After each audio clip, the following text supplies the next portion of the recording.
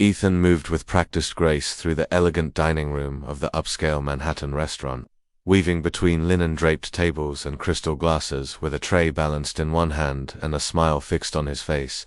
His black apron was slightly wrinkled, his shoes worn, and his eyes, though kind, carried the weight of sleepless nights and quiet worry. The dinner rush was peaking, the hum of conversations and clinking silverware almost drowning out the soft jazz playing overhead. Ethan's phone buzzed in his pocket for the third time in 10 minutes. He checked it during a quick pause by the kitchen door. Just another update from the babysitter. Lily was still asleep. No fever, all okay. He exhaled, tucked the phone away, and got back to work. This was his 5th shift in 4 days, and his back ached from hours on his feet. But he didn't complain. He never did. Every dollar he earned went toward rent, groceries, and Lily's hospital bills. At just 6 years old, she'd already fought battles many adults couldn't imagine. Leukemia had knocked on their door, like a storm in the night, and Ethan had answered it alone. Her mother had left 2 years ago, unable to bear the burden, but Ethan stayed. He showed up every day, even if it meant smiling through exhaustion and folding napkins with trembling fingers. At exactly 8:47 p.m., the restaurant's heavy glass doors swung open with a gust of wind, and silence briefly settled over the room. A man in a custom-tailored suit strode in, flanked by assistants and the unmistakable air of power. Donovan Kane, the billionaire CEO of a tech empire, didn't need a reservation. The staff had already cleared a prime corner table in anticipation. Whispers followed him as he sat, his gaze sharp, his presence magnetic and intimidating. Ethan was the server assigned to Kane's table. He approached calmly, menu in hand, offering the same warmth he gave every customer. Kane barely glanced up. "I want the oysters, the sea bass, and a 2009 Chateau Margaux. Make sure it's decanted right this time. Last time, it was a disaster." Ethan nodded politely, taking the order with care.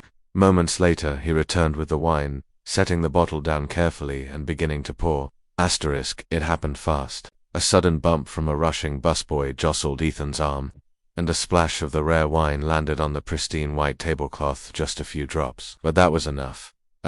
Donovan Kane stood abruptly, his chair screeching against the floor. His voice, loud and furious, echoed through the dining room. Are you kidding me? This bottle costs more than your yearly salary. Do you even know what you're doing? Or are you just here to waste everyone's time? The room went still.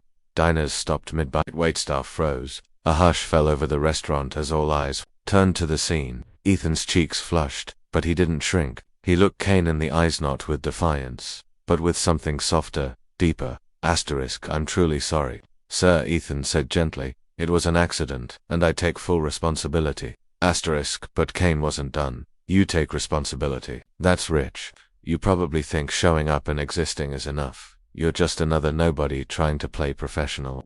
You know how people like you stay stuck? Because you don't belong in places like this. Ethan could feel his hands trembling slightly, but he took a breath. He thought of Lily, her laugh, her bravery, the way she told him just that morning, "Daddy, I want you to smile today." He straightened his back and spoke, voice quiet, but firm enough to carry. I may not wear $1,000 suit, sir, and I may spill wine on rare occasions, but I show up every day. I work hard. I raise a daughter battling cancer, and I do it alone. I may not belong in your world, but I belong in hers. And if serving people with kindness makes me a nobody, then I'm proud to be one. There was silence. Even the background music seemed to pause. Kane opened his mouth to speak, but nothing came. Diners lowered their phones, stunned. Ethan stepped back with a respectful nod and walked away, not angry, not ashamed, just real, and seen. For the first time that night, and though he didn't know it yet, within hours someone would upload the video online, and the world would stop to listen. Ethan approached the VIP corner table with a small tray, balancing to pristine plates of carefully arranged starters. His hand was steady, his steps sure, but inside, his mind raced. Table 9 had just sent back a steak twice, and Table 4 needed their drinks 10 minutes ago. And somewhere across the city, his daughter Lily was tucked into bed with her stuffed bunny and a fading nightlight. He hadn't been able to kiss her goodnight again. He placed the appetizer in front of Donovan Kane with a quiet "Here you are, sir," before setting the second plate down for the assistant seated across from him.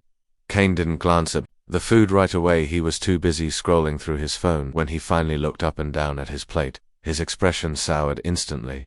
Asterisk, what is this? He demanded, his voice sharp and cutting. Asterisk, Ethan blinked, glancing at the plate. That's the heirloom tomato tartare, sir, with white truffle aioli as requested. Asterisk, I didn't ask for this garbage, Kane snapped, now lifting the plate and holding it in the air as if it were a personal offense. I said foie gras, not this vegetarian nonsense. Asterisk, Ethan opened his order pad and quickly double-checked. It did say heirloom tartare, but maybe he had misheard, or maybe the kitchen had slipped.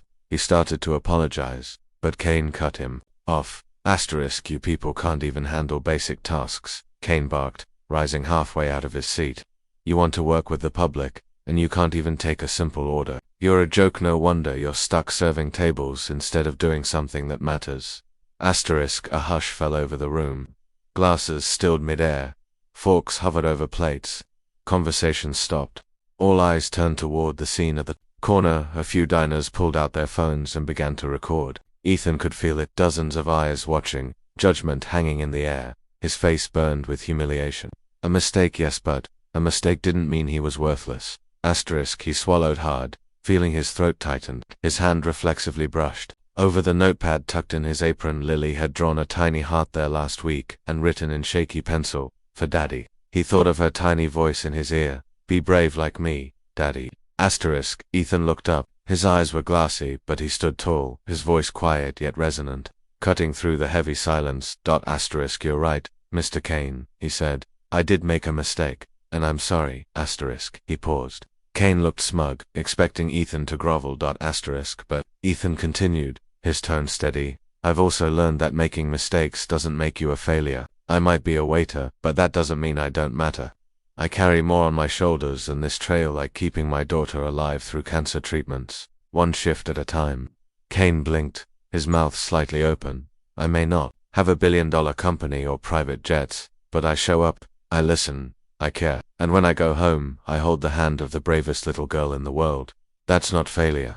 That's purpose. Asterisk, you could hear a pin drop. Someone in the back whispered, wow. A woman at the next table lowered her phone, her eyes misty. A soft round of claps began near the bar. Within seconds, more followed. It wasn't loud or wild, but it was heartfelt. Asterisk, Ethan didn't wait for Kane's response. He calmly picked up the plate, offered a respectful nod, and walked back toward the kitchen, his spine straight and his dignity intact. Asterisk, by the end of the night, the video had already been posted online. The caption read, asterisk, single dad waiter stands up to CEO with grace. What he said will break your heart. And the internet listened. The apartment was dimly lit, with only a soft yellow glow from the small kitchen lamp illuminating the space. Ethan sat on the edge of the worn-out couch, still in his uniform, his apron crumpled in his lap. His phone buzzed again, and again, then again. It had started on the subway ride, home notifications, messages, missed calls. At first he thought something had happened to Lily, but she was fine, peacefully asleep in the next room, her tiny chest rising and falling in steady rhythm, her favorite bunny tucked under her chin. Asterisk, now Ethan stared at the screen, confusion turning into disbelief. Video after video, headlines, comments, shares, his face, his words, playing out on thousands, no, millions of screens. Asterisk, someone had captured the moment perfectly. The angle wasn't professional, but the audio was clear. It showed Donovan Kane Midrant, his voice sharp and demeaning, followed by Ethan standing there, weary but dignified. Then came the words, the ones no one could seem to stop watching. Asterisk, I may not serve $1 million deals, sir, but I serve my daughter's hope every single day. That's worth more than any tip. Asterisk, his voice trembled slightly in the clip, but his eyes held a strength that viewers around the world instantly connected to. In that moment, he wasn't just a waiter being yelled at by a powerful man. He was a father, a fighter, a symbol of resilience and grace. Asterisk, the comments were flooding in by the second. Asterisk, this man just spoke for every overworked parent out there. Respect. Asterisk, Ethan is the hero we didn't know we needed. I'm not crying. You're crying. Hashtag waiter dad, who is this guy? Someone get him on Ellen. Hashtags surged across every platform. Hash waiter dad asterisk. Hashtag kindness overpower. Hash serve hope not hate. Hashtag real heroes, wear aprons asterisk. People were resharing the video with their own stories. Mothers working double shifts, veterans delivering groceries, young parents battling illness, all finding something in Ethan's quiet courage that felt personal, intimate, true. Asterisk, tears welled. in Ethan's eyes as he scrolled through the of messages. He wasn't used to being seen. He lived in the background of society, unnoticed, exhausted, just trying to make it through one day at a time. Now, strangers across the world were calling him inspiring, brave, even heroic. A soft rustle came from Lily's room. He got up, quietly, walked over, and peeked inside. She had turned in her sleep, now hugging the bunny closer. He knelt beside her and whispered, "You were right, sweetheart. I smiled today." He returned to the couch, phone still buzzing beside him, and leaned back, overwhelmed but strangely at peace. For the first time in years, Ethan didn't feel invisible. In a world obsessed with wealth and image. It was his humanity, raw, honest, imperfect, that had frozen the internet. The next evening, the restaurant buzzed with its usual mix of clinking glasses and quiet conversation, but beneath it all was a lingering energy, like the whole room was waiting for something. Ever since the video went viral, people had started coming in just to ask if the waiter from the video worked there. Some left big tips, some left notes. Ethan, as always, kept his head down and his heart open. He hadn't changed. Really, he still greeted every table with warmth, still moved with purpose, still worried about Lily's next hospital visit. But now, strangers smiled at him like they knew him, like he mattered. At 7:46 p.m., the front doors opened slowly, and in walked Donovan Kane, alone, no entourage, no assistant, just him, in a simple grey coat and looking somehow smaller than before. The Motor D froze. So did half the dining room. Ethan looked up from the bar, where he'd just picked up an order. His eyes narrowed, not in anger, but in confusion. Kane spotted him instantly and walked straight over. The room tensed like a string pulled tight. Can we talk? Kane asked, voice low. Ethan hesitated, then nodded. They stepped into a quiet hallway behind the bar, away from the eyes and phones. For a moment, Kane said nothing. Then he exhaled. My mother, he began, was a waitress for 15 years. Single mum, raised me on her own. I used to watch her come home late, shoes off, crying from the pain. I swore I'd make a life where she'd never have to serve anyone again. He paused, glancing at Ethan with something close to regret. Worked so hard to leave that world behind. I forgot the woman who built mine came from it. I forgot where I came from. Ethan didn't speak. He didn't need to. Kane's voice cracked slightly. What I did to you, that wasn't about the food or the order. It was about me, my pride, my ignorance, and I'm sorry. The words were raw, sincere. Ethan's eyes softened, and for the first time, he saw not a billionaire, but a man. One with flaws, guilt, and maybe a conscience. They walked back into the dining room together. Kane signaled to the manager to cut the music. Then, without waiting, he turned to the crowd of diners, most already filming. I want to say something, Kane announced, voice firm. Last night, I treated someone in this room with complete disrespect, not just as a server, but as a human being. I forgot the value of humility. I forgot the worth of people who do the quiet work, who show up, care for others, and carry the weight of the world with no spotlight. He turned to Ethan. I've taken care of your daughter's medical debt, every last cent, and starting today, I'm establishing the Lily Grace Foundation, an annual scholarship in her name. For children of single parents fighting through hardship. Gasps rippled through the room. Someone started clapping.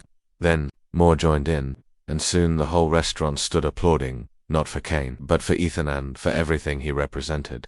Ethan stood frozen for a moment, then stepped forward. No tears this time, just quiet awe. Thank you, he said simply. And for the first time in a long while, Ethan didn't feel like he was standing alone. The park was bathed in golden sunlight, the kind that made the grass glow and the breeze feel like a soft whisper. Children's laughter echoed between trees, and birds flitted above picnic blankets and strollers. Ethan stood beneath the shade of an old oak tree, his daughter Lily perched high on his shoulders, giggling as she pointed toward a cluster of butterflies dancing in the warm summer air. Look, Daddy, that one has purple wings, she squealed, with joy, her small hands waving wildly. Ethan chuckled, holding her legs gently. Think you can catch it? He teased. She leaned forward as if she might try, then burst into laughter again, a sound so full of life it nearly made Ethan's chest ache. Just a week ago he'd been worried about missing another rent payment. Just a week ago he was working himself into the ground, barely able to afford Lily's medication. Just a week ago he was invisible. Asterisk now. Everything was different, but not because he became rich or famous. It was something deeper. The world had seen his heart, and it had listened. Asterisk, a man in a grey hoodie passed by with a coffee cup in one hand and his young son's hand in the other. He stopped suddenly, turned, and looked at Ethan with a mixture of recognition and awe. Asterisk, hey, he said. You're the guy from the video. Asterisk, Ethan smiled modestly, lowering Lily from his shoulders. Yeah, that's me, he replied. Asterisk, the man stepped closer, sincerity in his voice. I just wanted to say, thank you. What you said, what you did, it reminded a lot of us what matters. My wife and I both work double shifts. Watching you speak up with so much grace, it gave us hope. Asterisk, Ethan reached out to shake his hand. Thank you, he said, his voice quiet. I was just being a dad. Asterisk, the man smiled, nodded, and walked on, leaving Ethan standing there with Lily now holding his hand, her head tilted toward the sky. Asterisk, he looked down at her, so small, yet so brave. Her cheeks were flushed with health, her eyes sparkled, not from pain or worry, but from childhood wonder. He crouched down and looked her in the eyes. Asterisk, you feeling okay, Munchkin? Asterisk, she nodded and grinned. Best day ever. Asterisk, and somehow, it was. Asterisk, Ethan stood up again, watching her race toward the flowers. He was no longer just a waiter, no longer just a man trying to survive. He was a reminder that kindness still mattered, that quiet strength could speak louder than money, that a single voice spoken with love could ripple across the world. Asterisk, he took a deep breath, letting the sunlight warm his face. Asterisk, sometimes the world doesn't need a hero in a cape. Asterisk, sometimes it just needs a dad who doesn't give up. Asterisk, and in that simple, quiet moment, Ethan knew this was the beginning of something beautiful. Asterisk,